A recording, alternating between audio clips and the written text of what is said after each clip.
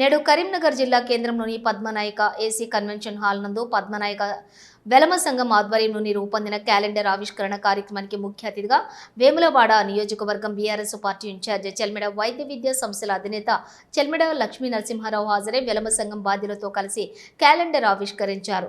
Calendar ఆవిష్కరణ కార్యక్రమానికి వచ్చిన లక్ష్మీ నరసింహారావుకు వెలమ సంఘం సభ్యులు కలిసి ఘన స్వాగతం పలికారు.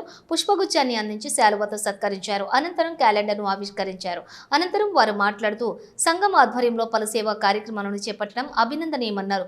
ఒకవైపు సేవా కార్యక్రమాలు చేస్తూనే సంఘం బలోపేతానికి కృషి చేయాల్సిందిగా వారికి సూచించారు. ఈ కార్యక్రమంలోని చెల్మడ లక్ష్మీ నరసింహారావుతో పాటుగా కరీంనగర్ పద్మనాయక వెలమ సంఘం ఉపాధ్యక్షులు గండ్ర సంపత్రావు, ప్రధాన కార్యదర్శి చీటి ప్రకాష్ రావు, కార్యవర్గ సభ్యులు జువాడి అనిల్ కుమార్, వాల శంకర్రావు, చిట్నేని మోహన్ రావు, సుంకిశాల సంపత్రావు, జూపల్లి మాధవరావు, చిట్నేని రఘురామరావు, పల్లెపాటి వేణుగోపాలరావు, ఆయల్నేని సుధాకర్ రావు, తాండ్ర అశోక్ రావు, గాండ్ర మంజుల, పలువురు వెలమ సంఘం బాధ్యులు, వెలమ కులస్తులు తదితరులు పాల్గొన్నారు.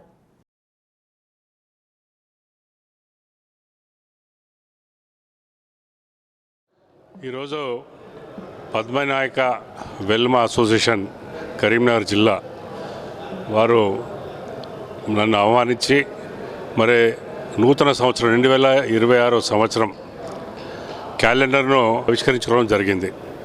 మరి ప్రతి సంవత్సరం అనువైతిగా వస్తున్న ఈ కార్యక్రమానికి మరి అంతా శుభం జరగాలి. పద్మనాయక వెల్మ సంఘం సభ్యులు కానీ వారి కార్యవర్గ సభ్యులు కానీ మన రాష్ట్ర ప్రజలు, కరీంనగర్ జిల్లా ప్రజలు అందరూ కూడా సుభిక్షంగా ఉండాలి, ఆరోగ్యాలతో ఉండాలి అని నూతన సంవత్సరం శుభాకాంక్షలు మీ ద్వారా తెలియజేస్తాను.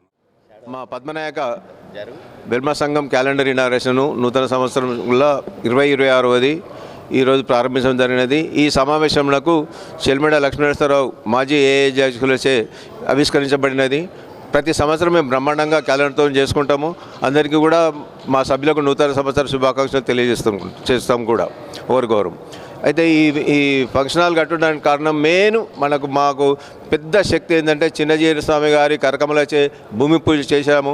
వారు చేసినప్పటి నుంచి మా దగ్గర ఒక్క రూపాయి లేకుండా, బ్యాలెన్స్ లేకుండా వారి శక్తి మేరకు మాకు ప్రసాదించి ఇంటింటికి మేము అందరి దగ్గరకు చందాలు వేసుకొని కట్టి ఇప్పటికీ 4,60,00,000 రూపాయలు అయినాయి. దీనికి ఇంకా 60 లక్షలు అయితేనే ఇంకా కొన్ని సదుపాయాలు చేసేవి ఉన్నాయి. 50 నుంచి 60 లక్షలు అయితే మొత్తం కంప్లీట్ అవుతుంది.